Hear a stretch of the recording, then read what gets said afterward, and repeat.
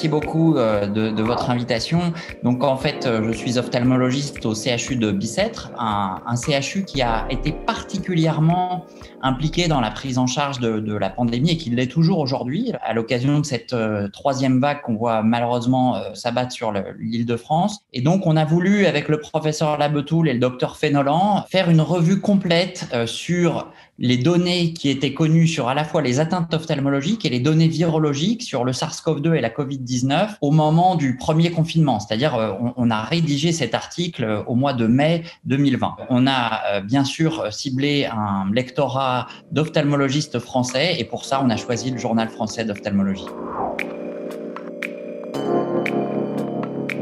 L'infection par le SARS-CoV-2, qui donne une maladie qu'on connaît bien qui s'appelle la COVID-19, passe par la pénétration du virus dans les cellules épithéliales. En fait, il faut que les cellules infectées aient à leur surface deux types de récepteurs. Le récepteur ACE2, donc c'est le récepteur de l'enzyme de conversion de l'angiotensine, et un autre corécepteur. Et quand les cellules ont ces récepteurs, eh bien le virus du SARS-CoV-2 peut rentrer dans les cellules. Une fois qu'il est rentré dans les cellules, il va s'y multiplier, causer des dégâts et créer une réaction inflammatoire. Alors, les principales cibles du virus, ce sont les cellules épithéliales, bien évidemment les cellules de l'épithélium broncho-alvéolaire, pulmonaire, mais également les cellules de la muqueuse nasale, bien connues, du tube digestif, les cellules endothéliales vasculaires et, ce qui nous intéresse en particulier, certains types cellulaires présents à la surface de l'œil. Les cibles thérapeutiques, aujourd'hui, il y en a plusieurs. Certaines, malheureusement, n'ont pas prouvé leur efficacité, contrairement à d'autres qui sont efficaces. On n'a pas aujourd'hui, pour les malades atteints de la maladie, d'antiviral efficace. Malheureusement, les thérapeutiques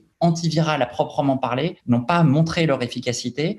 En revanche, on a des médicaments qui permettent de diminuer la réaction inflammatoire au virus, notamment la dexaméthasone, qui est donnée chez les patients qui ont une atteinte pulmonaire qui commence à être sévère, et d'autres médicaments anti-inflammatoires, notamment le tocilizumab et d'autres inhibiteurs de l'interleukine 6 qui permettent de diminuer la réaction inflammatoire qui est souvent délétère chez ces patients. Il y a d'autres traitements qui sont en cours d'évaluation, notamment les anticorps monoclonaux et polyclonaux dirigés contre certaines protéines du virus, notamment la protéine Spike qui permet l'entrée du virus dans les cellules cibles. Mais ces traitements sont encore en cours d'évaluation. Bien évidemment, tous les malades hospitalisés atteints de forme sévère du Covid-19, il y a des mesures réanimatoires, d'oxygénothérapie évidemment et d'intubation quand c'est nécessaire qui ne sont pas l'objet de cette interview. Étant donné le nombre de patients qu'on voit en ophtalmologie, on peut être confronté à des patients qui ont des symptômes ou bien qui ont été cas contact et on doit dans ces cas-là pleinement jouer notre rôle de médecin. Dans ces cas-là, la première chose à faire, c'est bien évidemment prendre des mesures de précaution, on en parlera après, pour éviter une contamination du personnel soignant ou d'autres patients dans la consultation. Ensuite, il va falloir prescrire un test diagnostique pour le patient, un test PCR que le patient réalisera au plus près de la consultation et il devra montrer le résultat de ce test, il devra prendre contact avec son médecin traitant pour prendre en charge la pathologie s'il y a lieu. Dans les cas où le patient a des signes de gravité, c'est-à-dire une dyspnée, des signes de fièvre intense ou d'altération de l'état général, il faut l'adresser immédiatement aux urgences les plus proches.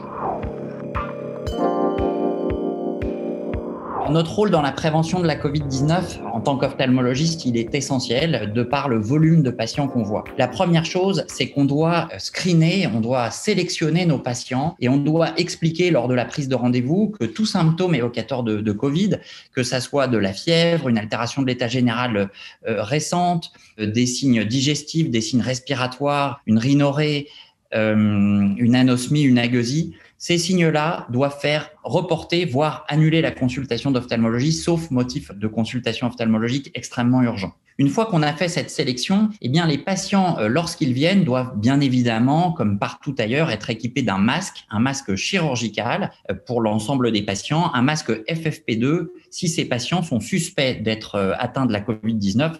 On parle là, bien sûr, des urgences absolues sur le plan ophtalmologique. Une fois dans la consultation, la borne d'accueil de la consultation d'ophtalmologie doit protéger les personnels d'accueil, donc si possible un écran en plexiglas, le minimum de contact. Dans la salle d'attente du cabinet de consultation, espacer les sièges de la salle d'attente d'au moins 1 mètre pour respecter les mesures de distanciation sociale et demander aux patients de limiter au maximum le nombre d'accompagnants, idéalement pas d'accompagnants, mais parfois c'est nécessaire, bien évidemment, pour les enfants, pour les patients avec des handicaps lourds. Une fois qu'on passe dans le box de consultation, eh bien là, on a vu se développer de nombreuses mesures de précaution parce que nous sommes très près, à peu près à 30-35 cm de la bouche des patients, donc tout à fait à risque de contamination par les sécrétions, notamment salivaires. Ont été développées des plaques en plexiglas qu'on peut installer sur la lampe à fente et qui limitent les projections et limitent le risque de prendre des projections dans le visage, dans les deux sens d'ailleurs, à la fois la contamination du patient éventuellement par l'ophtalmologiste et de l'ophtalmologiste par les patients qu'il voit. Toutes les surfaces doivent être désinfectées entre chaque patient, ainsi qu'on doit utiliser le plus possible des instruments de mesure à usage unique. Idéalement, on désinfectera les poignées de porte à l'issue de la consultation. Cela va sans dire, il faut mettre à disposition à la fois à l'accueil de la consultation d'ophtalmologie ainsi que dans le box d'ophtalmologie de la solution hydroalcoolique pour le patient et pour le praticien qui fera une friction à la solution hydroalcoolique entre chaque patient. On a la chance, nous autres ophtalmologistes français, d'avoir des sociétés savantes et notre collège national professionnel ainsi que le syndicat national des ophtalmologistes de France qui ont été très proactifs pendant cette pandémie. Et on a des recommandations communes à ces 3 entités qui sont disponibles à la fois sur le site de la Société française d'ophtalmologie, sur le site de la SFO Online et sur le site du SNOF. Et donc, vous avez le lien dans l'article et les conseils sur les mesures barrières en ophtalmologie qui sont synthétisés sur cette fiche qu'on trouve très aisément sur Internet en suivant le lien sur l'article.